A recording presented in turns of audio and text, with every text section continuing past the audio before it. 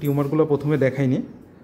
হাতের এই যে টিউমার আমরা মার্কিং করে নিয়েছি, এটা এটা এটা হচ্ছে সবচেয়ে বড় টিউমার এবং এই প্রায় অনেকগুলো লাইপোমা এক্সিশন করে দিলাম। একটা ব্রাজিল থেকে, ব্রাজিলে থাকেন তাই না, ব্রাজিল থেকে আসছে, তারপরে ঢাকা হয়ে এখানে আসছে। আচ্ছা ভাইকে আমরা যদি একটু বলি যে বিষয়টা কি, এইগুলো হচ্ছে আমাদের বডিতে টিউমার হচ্ছে অ্যাবনর্মাল ম্যাস অফ টিস্যু।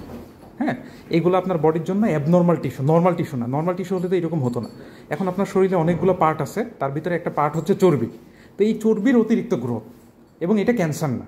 হ্যাঁ, তো এখন তাহলে কী সমস্যা, যখন এটা বড় হয়ে যাবে আপনার শরীরে তো একটা নর্মাল স্পেস আছে, স্পেসের চাইতে অতিরিক্ত স্পেস হলো, এবং অতিরিক্ত স্পেস হলে কি হবে যে এই যে দেখেন ভেসেলগুলোকে চাপ দিচ্ছে। পাশাপাশি এটা যেটা করে যে আমাদের শরীরে যে স্নায়ুগুলো থাকে এই স্নায়ুগুলোকে প্রেস করে, এবং নার্ভগুলোকে প্রেস করলে কি হয়, তখন ব্যথা হয়।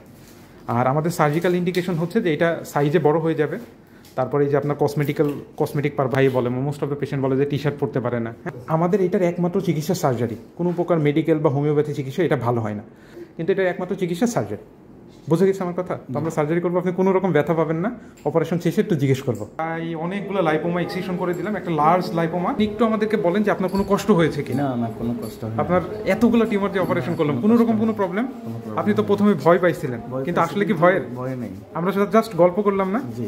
আচ্ছা ঠিক আছে, হ্যাঁ, তো দোয়া রইল ভাইয়ের জন্য, আমার জন্য দোয়া করবেন। হ্যাঁ।